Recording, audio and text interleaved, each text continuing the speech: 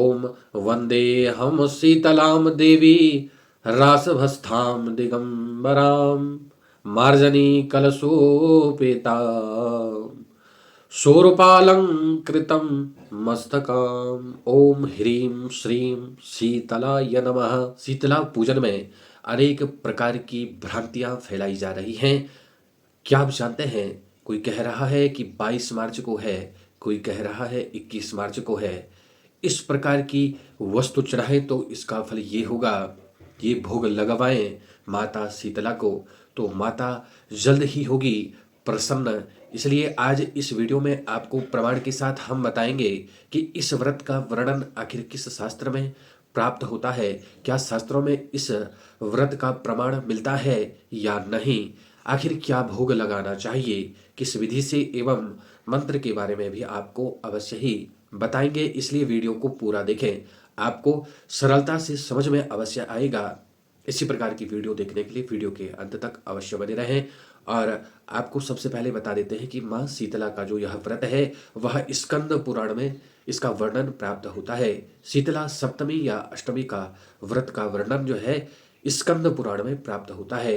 भारत देश में यह व्रत शीतला अष्टमी को ही मनाया जाता है। माँ शीतला के इस व्रत को कई लोग सप्तमी तिथि को इस व्रत को मनाते हैं और कई लोग यह व्रत अष्टमी के दिन करते हैं। स्कंद पुराण में चैत्र, वैशाख, ज्येष्ठ मास और आषाढ़ इन 4 महीनों में भी इस व्रत को करने का विधान बताया गया है।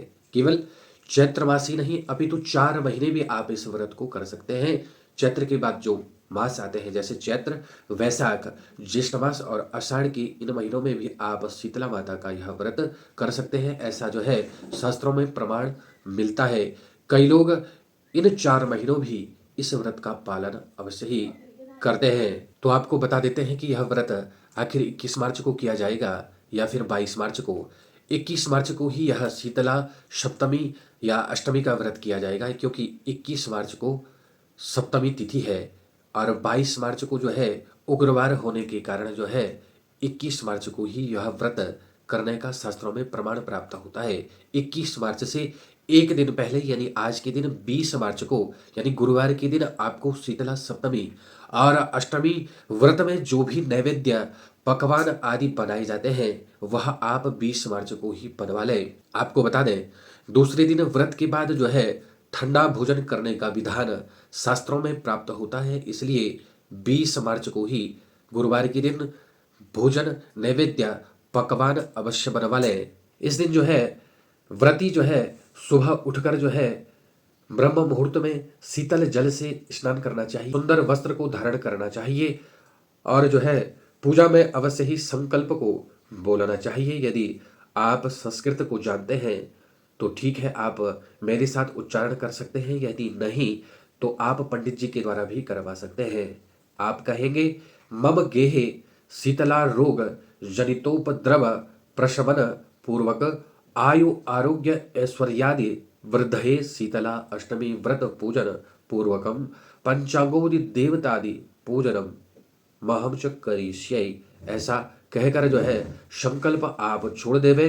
जो लोग संकल्प नहीं बोल पाते हैं वे अपनी भाषा में ही माता शीतला से जो है सभी रोगों के निवारण के लिए जो है निजात पाने के लिए मनोकामना अवश्य कर सकते हैं। इसके बाद जो है पंचोपचार से या फिर षोडशोपचार से पूजन अवश्य करें। एक दिन पहले आप जो है क्या क्या बनवाएं इसका भी प्रमाण जो है स्कंद पुराण में प्राप्त होता है। इस व्रत में जो है नैवेद्य में लावसी, मेवे, मिठाई, पोहा, पूरी, दाल भात, रोटी आदि पदार्थ पहले दिन के बने हुए ही और उनका भोग लगता है। और इसके बाद जो है शीतला स्तोत्र का पाठ अवश्य करना चाहिए और ओम ह्रीम श्रीम शीतलाय नमः मंत्र का अवश्य ही जप करना चाहिए। रात्रि में जागरण करवाएं और ध्यान रहे कि रात्रि में जो आप जागरण करवाएं उसमें जो है घी का दीपक अवश्य जलवाएं। आपको ये भी बता दें कि जिन 4 मासों में व्रत करने का शास्त्रों में विधान बताया गया है उसमें अलग अलग मासों में अलग अलग नैवेद्य से माता शीतला की पूजा अर्चना अवश्य ही करनी चाहिए। चैत्र मास में शीतल पदार्थ का भोग लगाया जाता है, वैशाख मास में घी के बने हुए पकवानों का भोग लगाया जाता है और ज्येष्ठ मास में पुआ का भोग लगता है। आषाढ़ मास में घी शक्कर मिलाकर जो है खीर का भोग अवश्य लगता है।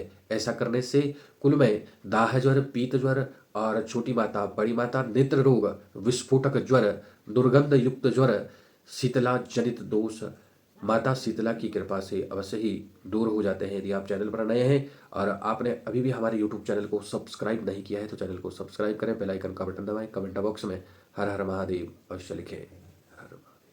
और इसके बाद जो है शीतला स्तोत्र का पाठ अवश्य करना चाहिए। वंदे हम शीतलाम देवीम रासभस्ताम दिगंबराम मार्जनी कलशोपेताम शूरपालं कृतं मस्तकां वन्दे हम शीतलां देवीं सर्वरोगभयापहां यामाच्छाद्य निवर्तेत विस्फोटकभयं महत् शीतले शीतले चेति यो भूर्याद्दारपीडितः विस्फोटकभयं घोरं क्षिप्रं तस्य प्रणश्यति यस्त्वां मोदकमध्ये तु धृत्वा पूजयेत नरः विस्फोटकभयं घोरं गृहे तस्य न जायते शीतले ज्वरदग्धस्य भूतिगन्धयुतस्य च प्रनष्टचक्षुषः पुंसस्त्वाम् आहोर्जीवनौषधं शीतले तनुजां रोगा